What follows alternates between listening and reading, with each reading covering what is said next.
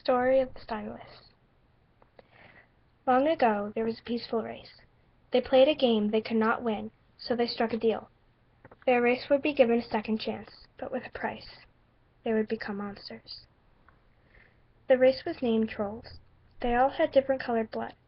There was a thing called the Homestuck, in which different colored blooded trolls would have a higher level in society.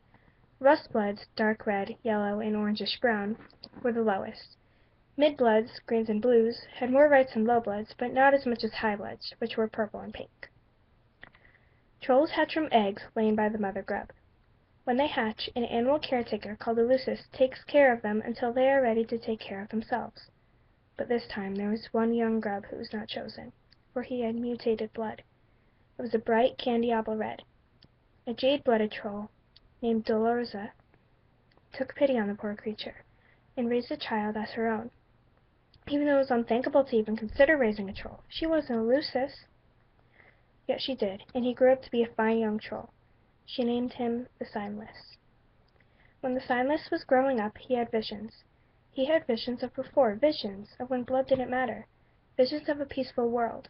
He was the one who remembered. So Dolorosa decided to tell him what was really going on in the world. She told him about the hemospectrum and how it was overthrowing Alternia. She told him about the buying and selling of low-blooded trolls to mid and high bloods, and, reluctantly, she told him that his blood wasn't on the hemospectrum, and if she didn't find him, he would have starved to death or have been cold. The Signless was frightened, but told Dolorosa that he wanted to make the world a better place, regardless of blood color. He promised to help everyone, so he started a revolution. He held many gatherings in which he gave many speeches about the prejudice on Alternia and how they could fix it. He made many friends, but his best friend was named the Psionic. Psi supported him against all odds. He met many nice people, but he created a love so strong it transcended all the quadrants with a very nice green-blooded girl named the Disciple. She loved him very much, and of course, I can't forget to say Dolorosa, the mother, the reason the Signless was alive. But one fateful day, everything went downhill. They were at another one of the Signless's gatherings when the High-Bloods came. They sold Psi and Dolorosa. They forced the Disciple into prison to rot on the floor. Before they did that, though, they chained him up. They chained together the Signless's hands and hung him on a cliff. They stabbed him, showing his mutated blood to everyone.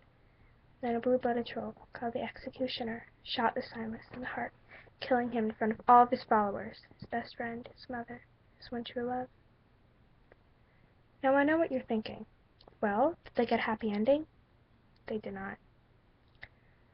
But there was a revolution that stopped the hemospectrum. That being said, they themselves didn't have a happy ending, but their descendants did. Their descendants' descendants did. Their descendants' descendants' descendants did. And it goes on. The moral of the story is never give up. Never give up on hope. But what's the end of the story? I don't like to think that stories ever do have ends. I just like to think that life is an endless book. When one chapter ends, you just have more room to write another. So instead of the end, I'll say, to be continued. Can you continue the story?